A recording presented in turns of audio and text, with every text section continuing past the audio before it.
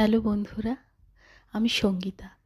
আজ অনেক দিন পরে আবার আপনাদের সামনে নিয়ে এসেছি গাছগাছালি নিয়ে কিছু আলোচনা করতে।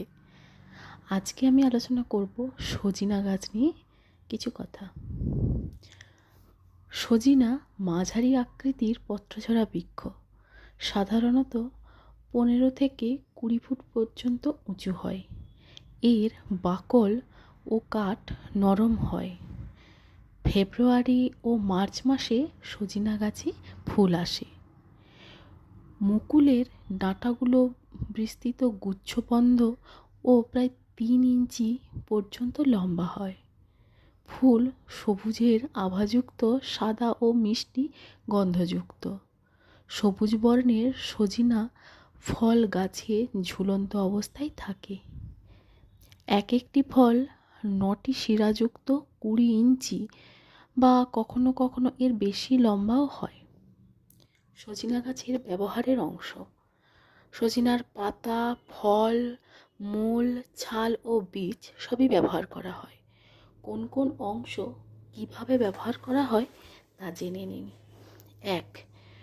সজিনা গাছের তাজা মূলের রস দুধসহ খেলে অন্তরীণ প্রদাহ বা প্লীহা বৃদ্ধ, অরুচি, হাঁপানিও বা গাঁটের ব্যথাতে উপকারী হয়।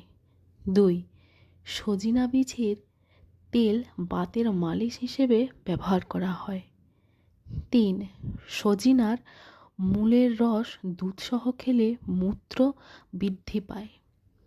4.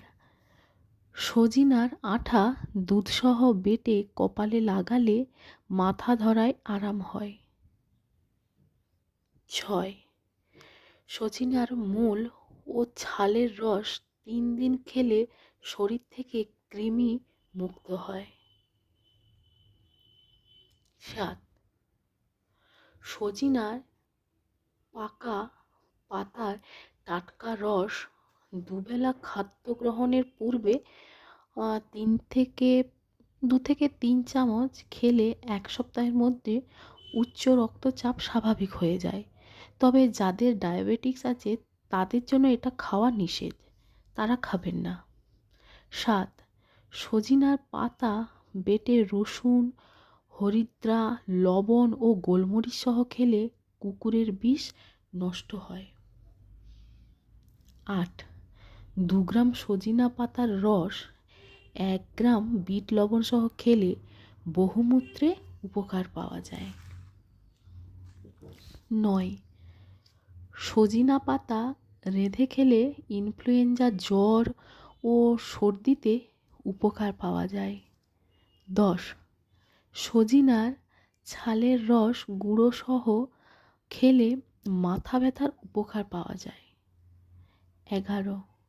সজিনার মূলের ছালের প্রলেপ দিলে দাঁত কমে যায়, তবে এটা প্রতিদিন ব্যবহার করা উচিত নয়। 12. হাড় মচকে গেলে কিংবা থেতলে গেলে আদা ও সজিনার ছাল